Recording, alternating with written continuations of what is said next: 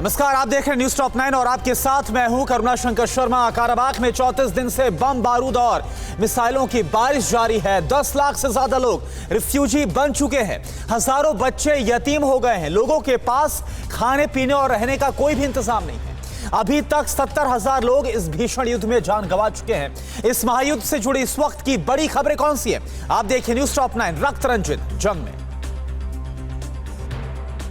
Nagorno Karabakh में कब्जे को लेकर अजरबैजान और आर्मीनिया के बीच 34 दिनों से लड़ाई जारी है। रूस और अमेरिका की तरफ से सीज फायर कराने के बाद भी दोनों देशों के बीच जंग थम नहीं रही। जंग में अब तक 70,000 से ज्यादा लोगों की मौत हो चुकी है।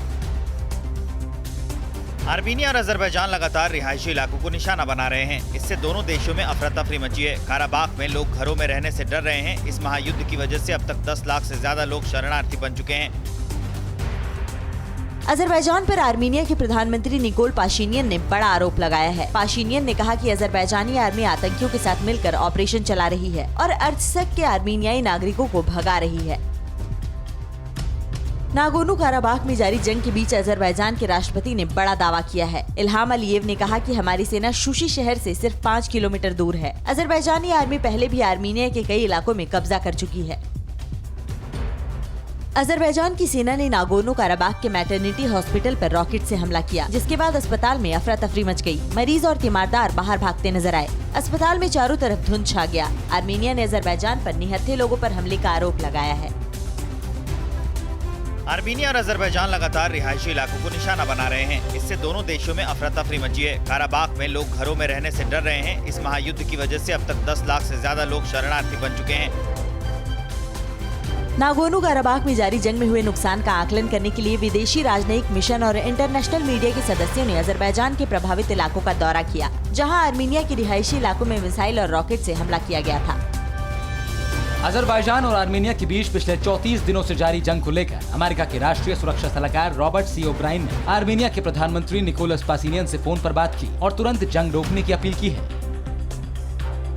ईरान ने अजरबैजान और आर्मीनिया से तुरंत जंग रोकने की अपील की है। ईरान ने कहा कि हम दोनों देशों के बीच मध्यस्थता की कोशिश कर रहे हैं। ईरानी वायुसेना के कमांडर ने कहा, हम किसी भी देश को ईरान के हवाई सीमा के उल्लंघन करने की अनुमति नहीं देंगे।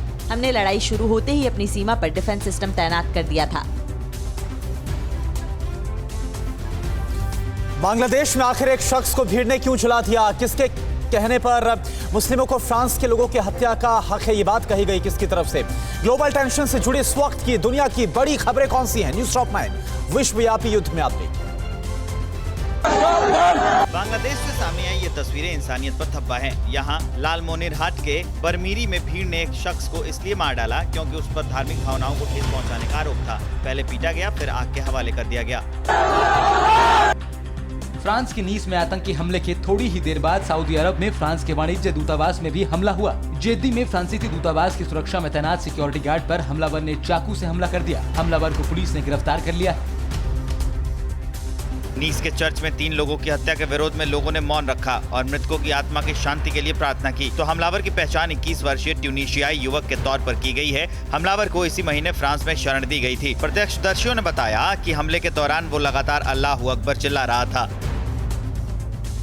फ्रांस के राष्ट्रपति इमैनुअल मैक्रों के मुस्लिम कट्टरपंथियों के खिलाफ दिए गए बयान पर मलेशिया के पूर्व प्रधानमंत्री महातिर मोहम्मद ने निशाना साधा है। महातिर ने कहा कि मैक्रों के बयान से गुस्साए मुसलमानों को फ्रांस के लाखों लोगों की हत्या करने का हक है। फ्रांस में हुए आतंकी हमले पर अमेरिकी राष्ट्रपति ट्रंप ने कहा कि आतंकवाद के खिलाफ लड़ाई में हम अपने सबसे पुराने सहयोगी फ्रांस के साथ खड़े हैं। कट्टरपंथी इस्लामिक आतंकी हमलों को तुरंत रोकना चाहिए, नहीं तो इसे ज्यादा दिन सहा नहीं जा सकता। प्रोपेगेंडा के जरिए अन्य देशों को डराने वाला चीन अमेरिकी हमले की आशंका से डर गया है। नतीजा ये है कि साउथ चाइना सी में विवाद खत्म करने के लिए ड्रैगन ने अमेरिकी अधिकारियों से बातचीत की। खबर है कि चीन को अमेरिका के ड्रोन अटैक का डर सता रहा है।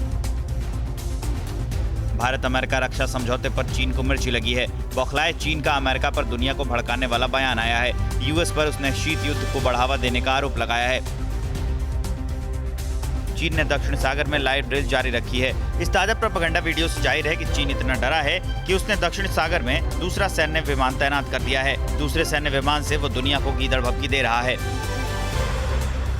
सर्दियों में चीन की साजिश को नाकाम करने में भारत के साथ अमेरिका खड़ा हो गया है। अमेरिका हमारे 11,000 जवानों को कपड़े देगा जो सर्दी से बचने में मदद करेंगे। ये कपड़े लद्दाख में तैनात जवानों को दिए जाएंगे।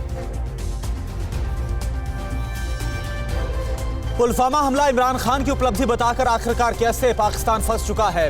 बौखलाए बाजवा ने क्यों दिखाई धौंस? कुलगाम में बीजेपी के 3 नेताओं की हत्या का मास्टरमाइंड कौन है? आतंकिस्तान के महापापों पर आप देखिए न्यूज टॉप 9 आतंकी पाकिस्तान। पुलवामा हमला पाकिस्तान के पीएम इमरान खान ने करवाया था। ये खुलासा इमरान के मंत्री फवाद चौधरी ने किया है। संसद में फवाद चौधरी ने कहा है कि पुलवामा हमले का क्रेडिट इमरान खान को जाता है। पुलवामा में जो हमारी कामयाबी है वो इमरान खान की क़यादत में इस कौम की कामयाबी है। पुलवामा हमले को लेकर पाकिस्तानी संसद में मंत्री फवाद चौधरी के बयान के बाद पाकिस्तान का FATF की ब्लैकलिस्ट में जाना तय माना जा रहा है। फवाद चौधरी ने पुलवामा आतंकी हमले को पाकिस्तान की बड़ी कामयाबी बताया था और इसका श्रेय इमरान खान नियाजी को दिया था। फिलहाल पाकिस्तान FATF की ग्रे लिस्ट में है। आतंकी फौज का आका जनरल बाजवा सेना की फजीहत से बौखला गया है। भारत को गीदड़ बबकी देते हुए उसने कहा है कि हमसे टकराने वाले तबाह हो जाएंगे। पाकिस्तानी आर्मी ने फिर फर्जी धौंस जमाते हुए कहा है कि हम माकूल जवाब देने के लिए तैयार हैं।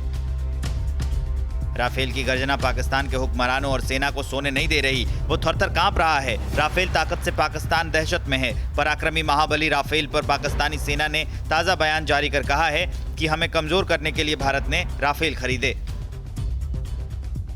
अभिनंदन पर संसद में खुलासे के बाद पाकिस्तान में हड़कंप मचा है। पाक आर्मी और एयरबेस में हलचल बढ़ गई है। POK में उड़ रहे F-16, F-17 जैसे फाइटर जेट इसकी तस्दीक कर रहे हैं। स्कद्दू एयरबेस में फाइटर जेट की उड़ान पाकिस्तान की घबराहट और बौखलाहट की पुष्टि करती है। JNK के कुलगाम में बीजेपी नेताओं पर आतंकी हमला जारी है। कुलगाम के वाईकेपोरा गांव में आतंकवादियों ने ताबड़तोड़ फायरिंग कर 3 बीजेपी नेताओं की हत्या कर दी। हमले में बीजेपी युवा मोर्चा के महासचिव फिदा हुसैन समेत 3 लोगों की मौत हुई है। आतंकी द रेजिडेंट फ्रंट ने हत्या की जिम्मेदारी ली है। कश्मीर घाटी में बीजेपी नेता लगातार आतंकियों के निशाने पर हैं। आतंकियों ने 6 महीने के अंदर 14 बीजेपी नेताओं की हत्या की है। सबसे ज्यादा हत्याएं अगस्त में हुई। ताजा मामला कुलगाम का है, जहां आतंकी हमले में 3 नेता मारे गए। कुलगाम में आतंकियों की कायराना वारदात की प्रधानमंत्री नरेंद्र मोदी ने निंदा की है। मोदी ने अपने ट्वीट में लिखा है कि मैं अपने 3 युवा कार्यकर्ताओं की हत्या की निंदा करता हूं। जम्मू कश्मीर में अच्छा काम कर रहे थे। दुख की इस घड़ी में मेरी संवेदनाएं उनके साथ हैं। उनकी आत्मा को शांति मिले। पाकिस्तानी सेना में बगावत से डरे बाजवा ने पंजाब रेजिमेंट को LOC पर तैनात किया है। पाक आर्मी की सिंध, बलूच और मुजाहिदीन यूनिटों ने आरोप लगाया था कि ज्यादा खतरे वाली जगह पंजाब रेजिमेंट को तैनात नहीं किया जाता। विवाद के बाद LOC पर पाकिस्तानी फौज ने पंजाब रेजिमेंट की 2 यूनिटों को तैनात किया है। बात बिहार विधानसभा चुनाव की। बिहार में मुंगेर का मैसेज आखिर क्या है? बिहार चुनाव में कितने बाहुबली? आरक्षण की एंट्री से कितने बदल गए समीकरण? बिहार के चुनाव से जुड़ी इस वक्त की बड़ी खबरें कौन सी हैं? आप देखिए न्यूज टॉप 9 राज्याभिषेक। मुंगेर में हिंसक घटनाओं को देखते हुए सुरक्षा व्यवस्था कड़ी कर दी गई है। नए DM और SP ने कमाल संभाल ली है। इसके साथ चुनाव आयोग ने भी विशेष पुलिस फोर्स की तैनाती करने और अधिकारियों को अलर्ट रहने का निर्देश दिया है। मुंगेर में DIG मनु महाराज की अगुवाई में पुलिस ने फ्लैग मार्च किया। हिंसा और तोड़फोड़ करने वालों की पहचान की जा रही है। मुंगेर में अभी भी तनाव बना हुआ है। पुलिस की हर संदिग्ध गतिविधि पर पैनी नजर है। बिहार के मुख्यमंत्री नीतीश कुमार ने पश्चिमी चंपारण के वाल्मीकि नगर में विधानसभा चुनाव के लिए जनसभा को संबोधित करते हुए कहा, हम तो चाहेंगे कि जितनी आबादी है उसके हिसाब से आरक्षण का प्रावधान होना चाहिए। इसमें हमारी कोई दो राय नहीं है। बिहार में एक जनसभा के दौरान RJD नेता तेजस्वी यादव ने सेल्फी ले रहे अपने ही एक समर्थक को धक्का दे दिया। तेजस्वी पहले उसका हाथ पकड़कर खींचते हैं और फिर जोर से धक्का दे देते हैं। सेल्फी लेने के दौरान तेजस्वी के इस व्यवहार की निंदा हो रही है। JDU ने भी इसे लेकर तेजस्वी यादव की निंदा की है। योगी आदित्यनाथ ने महागठबंधन की पार्टियों पर जोरदार हमला बोला। योगी ने कहा कि RJD और कांग्रेस सिर्फ परिवार का ख्याल रखती हैं। बीजेपी सभी को साथ लेकर चलने में यकीन करती है। CM योगी ने कोरोना संकट के दौरान किए गए केंद्र और राज्य सरकार के कार्यों का भी जिक्र किया। कांग्रेस नेता राहुल गांधी अगले महीने की 3 तारीख को बिहार में 2 जनसभाओं को संबोधित करेंगे। राहुल की पहली रैली किशनगंज में होनी है, जबकि दूसरी रैली अररिया में होनी है। राहुल की रैली सफल बनाने के लिए कांग्रेस कार्यकर्ता जी जान से जुटे हैं। बिहार में आयकर विभाग ने बड़ी कार्रवाई करते हुए एक साथ पटना, हिलसा, भागलपुर, पूर्णिया, कटिहार और गया में छापेमारी की। टीम ने कारोबारी और सरकारी काम लेने वाले ठेकेदारों के खिलाफ बड़ा सर्च ऑपरेशन चलाया। इस अभियान में करोड़ों की नकदी, गहने और संपत्ति जब्त की गई है। बिहार विधानसभा चुनाव के लिए पश्चिमी चंपारण के बागहा में कांग्रेस पार्टी की रैली के दौरान मंच टूट गया। हादसे में कांग्रेस नेता और मशहूर शायर इमरान प्रतापगढ़ी और अखिलेश सिंह समेत कई नेताओं को चोटें आई हैं। मंच उस वक्त गिरा जब इमरान प्रतापगढ़ी गाना गा रहे थे। मध्य प्रदेश उपचुनाव में वोटरों को लुभाने के लिए सुर्खी से बीजेपी प्रत्याशी गोविंद सिंह राजपूत ने अनोखा तरीका अपनाया। बुंदेलखंडी फोक सॉन्ग के जरिए वो सागर में चुनाव प्रचार में जुटे हैं। 3 नवंबर को यहाँ वोटिंग होगी। किसने कहा कि आतंकवाद के खिलाफ जंग में भारत फ्रांस के साथ है? किसके विरोध में भोपाल में क्यों सड़कों पर उतर गई जनता और कहां पर खाई में गिर गई बस? देश के इस वक्त की बड़ी खबरें कौन सी है? न्यूज़ टॉप 9 देश प्रदेश में अपडेट। फ्रांस के निस में हुए आतंकी हमले की पीएम नरेंद्र मोदी ने कड़ी निंदा की है। उन्होंने कहा है कि आतंकवाद के खिलाफ जंग में भारत फ्रांस के साथ खड़ा है। तो फ्रांस के राष्ट्रपति मैक्रो का कहना है कि इस्लामिक आतंकवाद के सामने नहीं झुकेंगे। भारत में फ्रांस के कार्टून विवाद की आग भड़क रही है। फ्रांस के राष्ट्रपति मैक्रो के खिलाफ भोपाल में बड़ा प्रदर्शन किया गया। कांग्रेस विधायक आरिफ मसूद समेत 2000 प्रदर्शनकारियों के खिलाफ एफआईआर दर्ज की गई है। सभी पर कोरोना गाइडलाइन के उल्लंघन का आरोप है।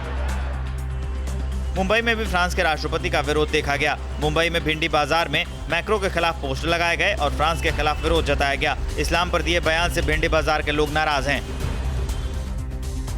पाकिस्तान के कबूलनामे के बाद बदला लेने की मांग तेज हो रही है। यूपी के महाराजगंज के शहीद पंकज त्रिपाठी के पिता और भाई ने पीएम और रक्षा मंत्री से अपील की है कि जवानों को भी छूट दी जाए, जिससे वो पाकिस्तान से पुलवामा की शहादत का बदला ले सके। शिवसेना ने मुंगेर की घटना पर अपने मुखपत्र सामना में बीजेपी पर सवाल खड़े किए हैं और कहा है कि बीजेपी शासित राज्यों में इस तरह की घटना होने पर आवाज नहीं उठती और हिंदुत्व खतरे में नहीं आता। पर पालघर की घटना को लेकर हिंदुत्व खतरे में आ गया था, लेकिन मुंगेर की घटना पर चुप्पी क्यों? 2 दिन के गुजरात दौरे पर अहमदाबाद पहुंचे पीएम मोदी ने पूर्व सीएम केशुभाई पटेल को श्रद्धांजलि दी। पीएम सरदार पटेल की 145वीं जयंती के कार्यक्रम में शामिल होंगे और सी प्लेन का उद्घाटन भी करेंगे।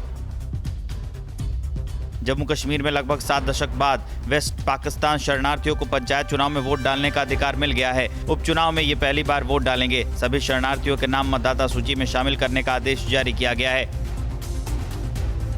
जम्मू कश्मीर में आतंकियों के खिलाफ चलाए जा रहे ऑपरेशन क्लीन और आतंकी घुसपैठ नाकाम होने पर बौखलाई पाकिस्तानी आर्मी लगातार सीज फायर का उल्लंघन कर रही है। पाकिस्तानी आर्मी ने पुंछ और शाहपुर सेक्टर में सेना की चौकियों को निशाना बनाकर फायरिंग की। भारतीय सेना ने भी पाकिस्तानी फायरिंग का मुंहतोड़ जवाब दिया।